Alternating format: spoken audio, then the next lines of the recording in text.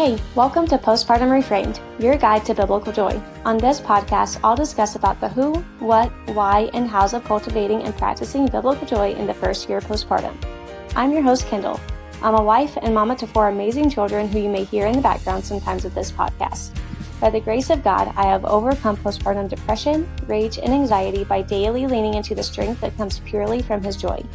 Now I'm passionate about helping other moms do the same so that even in the hard moments of postpartum, it can still be seen as a joy-filled experience. This podcast is available on YouTube as well as various podcast players. You can find the full show notes in the description of anywhere that you are listening, and if you haven't done so yet, go ahead and click the subscribe button. Now let's dive into today's episode. In today's episode, we're going to talk about why having or building a community is important postpartum, how to find a village, and what to do if you've tried and it still feels like you're waiting for the right people. I want to preface this episode with the fact that I am actively on this journey. It is not something I've fully figured out yet or gotten to the other side of, but I felt called to share what I have learned over the last few years as I've prayed for God to lead me to the right women after realizing that I had not been intentional about keeping up with the community I did have after we moved homes, and then not building a community closer to me as I intended to a few years ago. So first, a community postpartum is so important because, as mentioned in another episode, we're so vulnerable postpartum that it is a prime time for the enemy to tell you lies, distract you, and distance you from community and God. So we want to make sure that we either stay in touch with our current community, if we have a good one already, or we really want to try and build a community.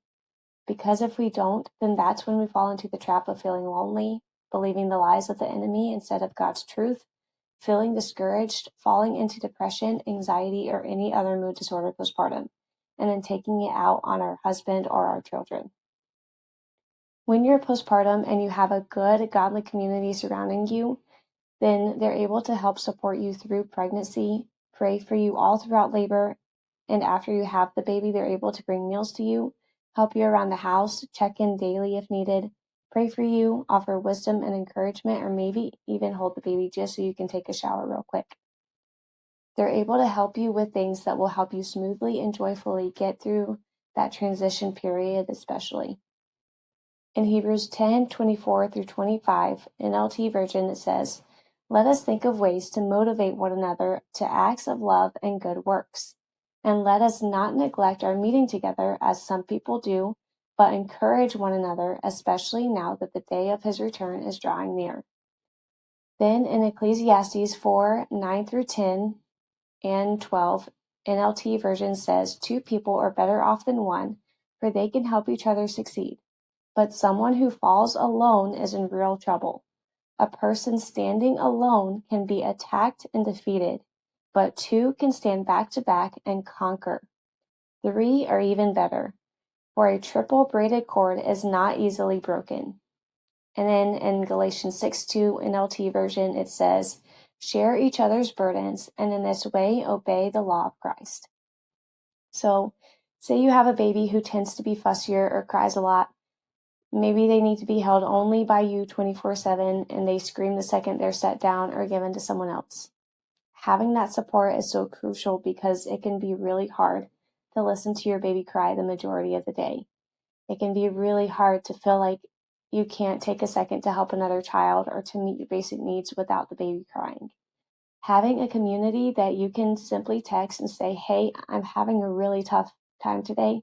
Can you please pray for me?" Or "Can you give me some wisdom or encouragement right now?" can truly make such a difference in how the postpartum season is handled. Now you're probably like, "Well, that sounds great, but how do I find my village?" Maybe you've had people leave once you started having children. Maybe you've had to let go of friendships or even relationships with family because they were truly toxic. Or maybe you've tried and prayed for many years and still haven't seen the fruit of your efforts or answers to your prayers. I first want to say that God hears you and He sees you. He is walking on this journey with you and knows exactly who you need and the women who need you. His timing is perfect, so don't lose hope and know that it will happen in His perfect timing. So now my top 3 ways of finding a good community is number 1, get plugged into a life group or some sort of local mom group where you're surrounded by other God-fearing women. That way they can biblically support you and guide you back to the Word of God. Number 2 is if you're able to, start serving and get plugged into your church. That is a great way to meet like-minded people who have common interests. Like if you love being around babies or maybe you love being around older kids, you can serve in one of those areas and help out there. If you love coffee, you can serve in the cafe if your church has one.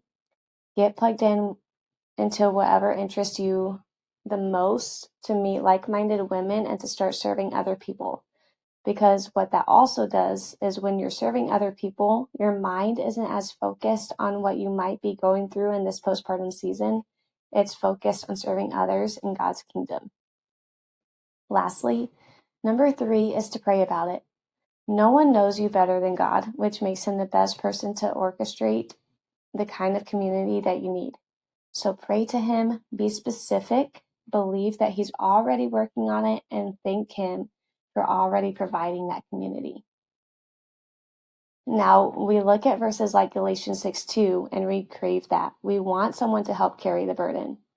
But I know for so many of you, the reality is that you're sitting in the middle of a messy living room, feeling like you're carrying it all alone.